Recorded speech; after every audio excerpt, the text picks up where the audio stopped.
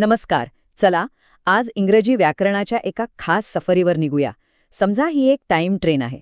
आणि हो, टेट किंवा इतर कोणत्याही स्पर्धा परीक्षेत यश मिळवायचं असेल तर हा प्रवास आपल्यासाठी खूप महत्त्वाचा ठरणार आहे. अनेकदा असं होतं ना की इंग्रजी वाक्य बनवताना काळच चुकतो. जणू काही आपलं वाक्य वेळेच्या चक्रात कुठेतरी हरवून गेलंय. पण काळजी नसावी. आज आपण हीच वाक्य पुन्हा योग्य रुळावर आणणार आहोत. कारण स्पर्धा परीक्षांमध्ये नेमकी इथेच तर खरी कसोटी लागते. चला तर मग आपल्या या टाईम ट्रेनच्या प्रवासाला सुरुवात करूया. सगळ्यात आधी समजून घेऊया की हा सिक्वेन्स ऑफ टेन्सेसचा मूळ सिद्धांत म्हणजे मूळ नियम नेमका आहे तरी काय. बरं, ह्याला एकदम सोपं करून समजून घेऊया. इथे बघा 2 गिअर्स दिसतायत, बरोबर? ह्यातलं जे मोठं गिअर आहे ना, ते आहे आपलं मेन क्लॉज म्हणजे मुख्य वाक्य. आणि ते फिरलं की त्याच्यासोबत ते छोटं गिअर म्हणजे सबऑर्डिनेट क्लॉज किंवा गौण वाक्य आपोआपच फिरतं. सोप्या भाषेत सांगायचं तर मुख्य वाक्याचा काळ जसा असेल त्याचप्रमाणे गौण वाक्याचा काळ ठरतो. आणि ह्याच नियमाला म्हणतात सिक्वेन्स ऑफ टेन्सेस. हाच आहे या सगळ्याचा गाभा. आता या प्रवासात पुढे जाण्याआधी आपल्याला काही मूलभूत गोष्टी माहीत असायला हव्यात. म्हणजे बघा, ट्रेनसाठी जसे रूळ महत्वाचे, अगदी तसेच वाक्यांसाठी क्रियापदाची वेगवेगळी रूपं म्हणजेच वर्ब फॉर्म्स अत्यंत महत्वाची आहेत. ही आहेत ती 5 महत्वाची रूपं. हा आपल्या टाईमलाईन ट्रॅकचा पायाच आहे असं समजा. पहिलं इन्फिनिटिव्ह, टू राईट. मग येतं पहिलं रूप V1, राईट स्लॅश राईट्स. दुसरं रूप V2, रोट. चौथं रूप V4 किंवा ING फॉर्म, रायटिंग. आणि शेवटी तिसरं रूप V3, रिटन. ही रूपं एकदा डोक्यात पक्की बसली ना की पुढचा प्रवास एकदम सोपा होऊन जाईल, हे नक्की. आता आपण पोहोचलो आहोत व्याकरणाच्या एका महत्वाच्या जंक्शनवर. आणि ते आहे इफ क्लॉज. इथे कसंय, परिस्थितीनुसार वेगवेगळे मार्ग फुटतात. चला तर मग पाहूया हे काम कसं करतं. हा आहे टाईप 1, सगळ्यात सामान्य आणि जास्त वापरला जाणारा प्रकार. नियम अगदी सरळ आहे. जर इफच्या वाक्यात साधा वर्तमान काळ म्हणजे V1 असेल तर मुख्य वाक्यात साधा भविष्यकाळ म्हणजे विल किंवा शॅल अधिक V1 येतो. हे अशा गोष्टींसाठी वापरतात ज्या घडण्याची शक्यता असते. जसं की if he works hard he will succeed. सोपा आहे, जर त्याने मेहनत घेतली तर तो यशस्वी होईल. आता जरा 2 वेगवेगळ्या परिस्थितींची तुलना करूया. डावीकडे आहे अनलाइकली कंडिशन, म्हणजे ज्याची शक्यता कमी आहे. इथे बघा, इफ सोबत येतो साधा भूतकाळ म्हणजे V2 आणि मग मुख्य वाक्यात वुड, कुड किंवा माईट सोबत V1. आता उजवीकडची इम्पॉसिबल कंडिशन बघा. ही तर अशक्य गोष्ट आहे. इथे इफ सोबत येतो पूर्ण भूतकाळ म्हणजे हॅड अधिक V3 आणि मग मुख्य वाक्यात वुड, कुड किंवा माईट सोबत हॅव अधिक V3. सगळ्यात महत्वाचं काय, तर इफ वाक्यातला काळच ठरवतो की त्या गोष्टीची शक्यता किती आहे. आणि आता येते एक जबरदस्त मेमरी ट्रिक. ही समजा तुमच्या परीक्षेसाठीची फायनल चीट शीट आहे. हे कायमचं लक्षात ठेवा. टाईप 1 साठी V1 ची साथ, विल शॅलचा हात.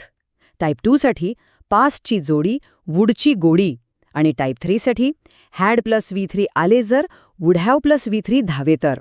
बस, हे लक्षात ठेवलं की इफ क्लॉजचा प्रश्न कधीच सुकणार नाही. चला, आता नकाशावरचे काही खास मार्ग बघूया. म्हणजे असे काही विशेष नियम जे परीक्षांमध्ये हमखास विचारले जातात. इथे 2 खूप महत्वाचे नियम आहेत. पहिला आहे वाईलचा नियम. हा कधी वापरायचा? जेव्हा 2 क्रिया एकाच वेळी सुरू होत्या तेव्हा.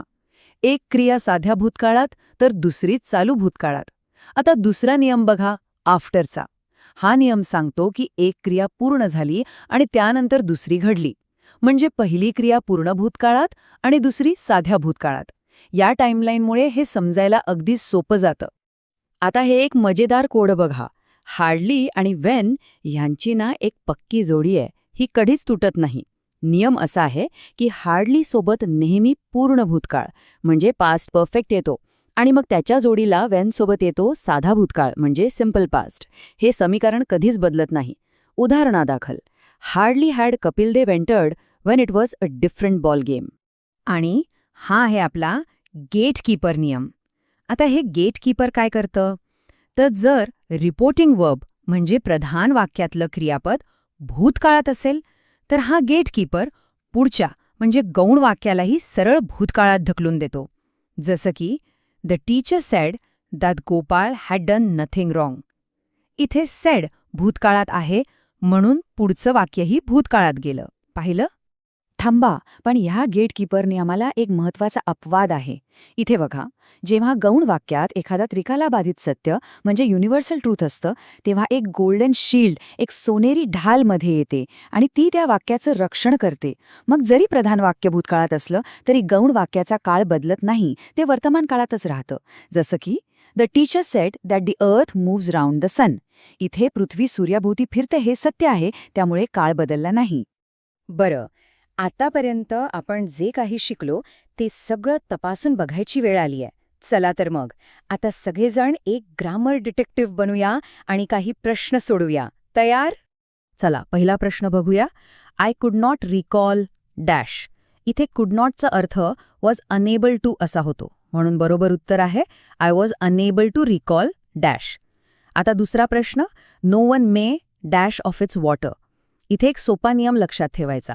मे हे एक मॉडल ऑक्झिलियरी आहे आणि त्याच्यानंतर क्रियापदाचं नेहमी पहिलं म्हणजे मूळ रूपच येतं, म्हणून योग्य उत्तर आहे सी, ड्रिंक.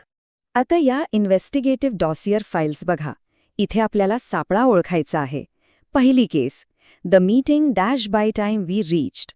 वेनच्या रचनेत एक क्रिया साध्या भूतकाळात रीच्ड आहे, म्हणजे त्याच्या आधीची क्रिया पूर्ण भूतकाळातच असणार, म्हणून उत्तर हॅड स्टार्टेड. आता दुसरी case, if I go to school I dash wise. अरे, हा तर आपला इफ क्लॉजचा पहिला नियम आहे.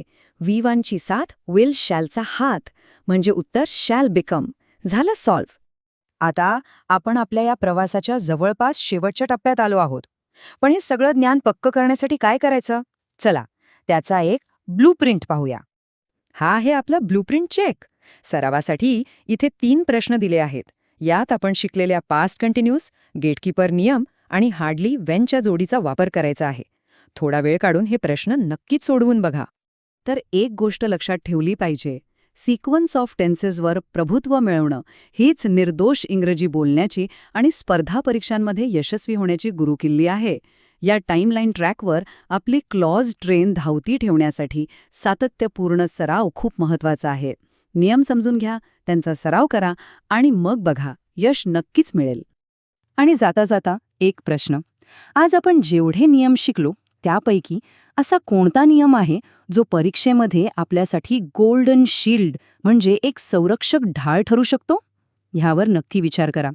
पुन्हा भेटूया पुढच्या वेळी.